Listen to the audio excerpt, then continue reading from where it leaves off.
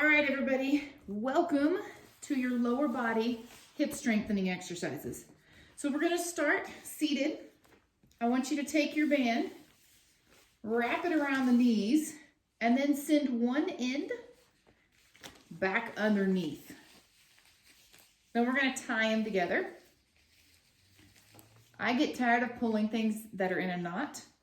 So when I pull it through, I'm gonna leave one end and a loop, so it'll make it really easy to untie it. All right. How you position this is not the end of the world at the moment. Just want them wrapped around like your knee level. So we're gonna start with some lying clams. I think the whole house just shook. So we're gonna take it down on your side. Either hand behind your head to prop your head up, or you can relax and pull it all the way down. I'm gonna take my hand that's of the arm that's on top, and I'm gonna kind of hold the band against my bottom knee. If I don't, what happens is that they'll start to move front to back, and more than anything, it just annoys me. So I try to avoid anything that annoys me. So feet together, lying on that side, we're gonna take 15 clams. So the feet are gonna stay anchored together without rotating the hips. We're gonna lift the top knee as high as you can and relax it back down. 2, good. 3, keep count here. I'll probably lose count, but I'll try to keep count as I talk.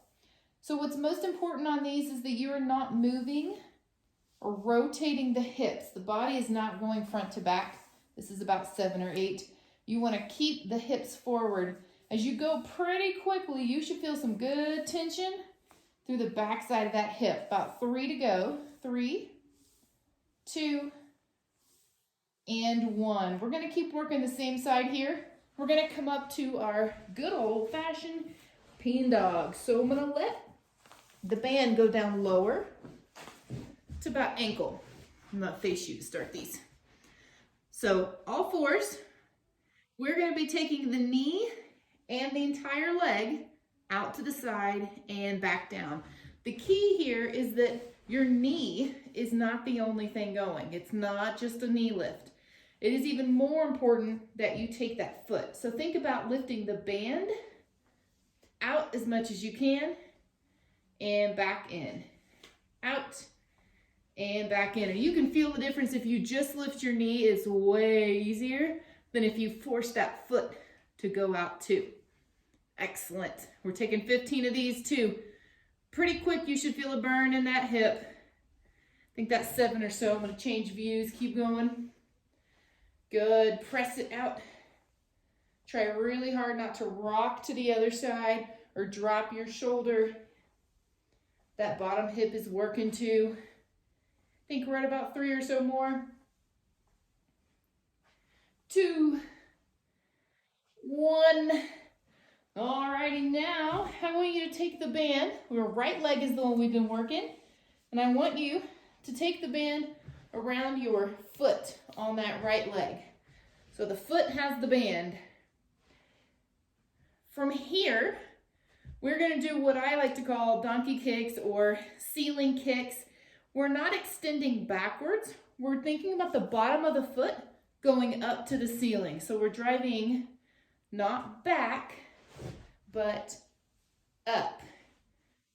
Back to center, press it up, back to center. Very good. Keep going, keep count. We're at about 3 or so.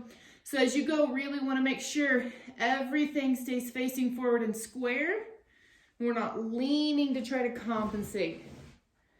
Somewhere around 10, 5 more to go. Press, back to center. Press, back to center. 2 more. Last one. All right, so now go ahead and take off the band. We're gonna switch sides, then we're gonna hit pointers. So you really didn't have to take off your band. Just wanted to give you an extra step in there for, for old time's sake. So now I'm on my other side. Back around my knees, on the ground.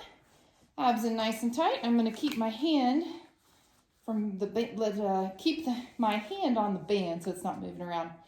15, press it up and back down. Up, down, good. Keep going.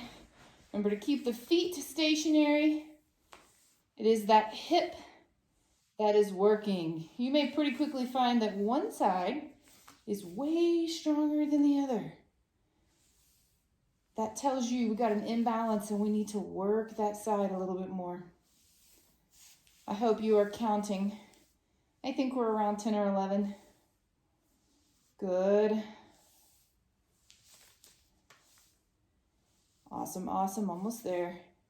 I believe one more. My left hip is way weaker, I'm noticing. All right, then we're gonna come up to all fours, band around the ankle. Now we're up to those good old peeing dog or lateral leg lift. So remember on these, you want the foot to go with you. From facing forward, foot goes too, not just the knee. So press and release. Press. Good. We got 15 to get to. I believe that's 6 or 7, 8. 10. Good. Try not to let the weight shift from one hand to the other. Stay as centered as you can. I think we're at 2 more. Last one. All right, now we're gonna go backwards. So take that band around the foot. Remember on this one, the goal is bottom of the foot to the ceiling. So press it up and back, up and back. Drive to the ceiling. So I don't know about you, but my right hip is on fire from working these the first round. So not only is my left one tired of working, my right one's tired of stabilizing, which is why these exercises are so important to do. Whoop, I lost that one. My knee went out to the side. Keep that knee nice and straight. 2 more. All right, so now I want you to untie your band, which if you tied it into a bow or a single loop, it'll be a lot easier to untie it. And our last exercise here are going to be our pointers. So we're working our pointers with our leg, not the arm. The arm movement's going to come in when we do some upper body. So take the band, wrap it around one foot, take that leg behind you. We're going to hold with the same side that has the band wrap. So my right foot has the band, right arm is holding. So my right foot's gonna press back as my left arm reaches out. And then back to center, don't touch the ground, and repeat. So before you do all your reps, remember we used to talk about what's really important is the spacing between the bottom of your rib cage and your hip bone or your pelvis.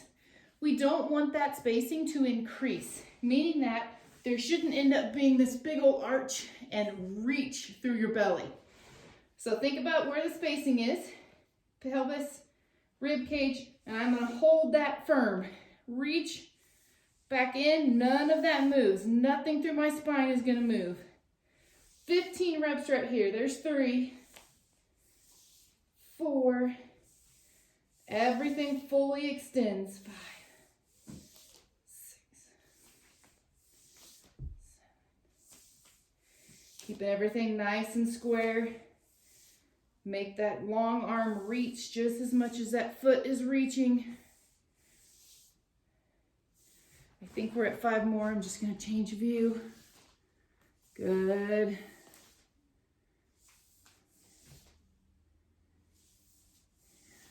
Two, 1 more, and switch sides. For most of us, you may have felt that more in that supporting shoulder than anything else. When we slow down and we focus on something like the position of our pelvis and any kind of rotation, puts a little bit more emphasis on stability of joints, especially the shoulders when we're doing plank kind of stuff. So it's a really good focus. If it gets sore, kick it out, move those arms around, no big deal. So switching sides, I've got the band around my left. I've got my left arm holding, nice and square. I'm gonna kick that left leg back. Right arm reaches forward, here we go. Still thinking about that spacing between the pelvis and the ribs. Abdominals are staying tight. Equal pressure between the bottom knee, or the knee that's on the ground, and the hand that's on the ground. So no leaning more one weight onto the other. Keep it square. I'm not counting, but I think I'm around 10, 11, 12, 3, 2 more, 2, and 1. Excellent job, guys. Good work.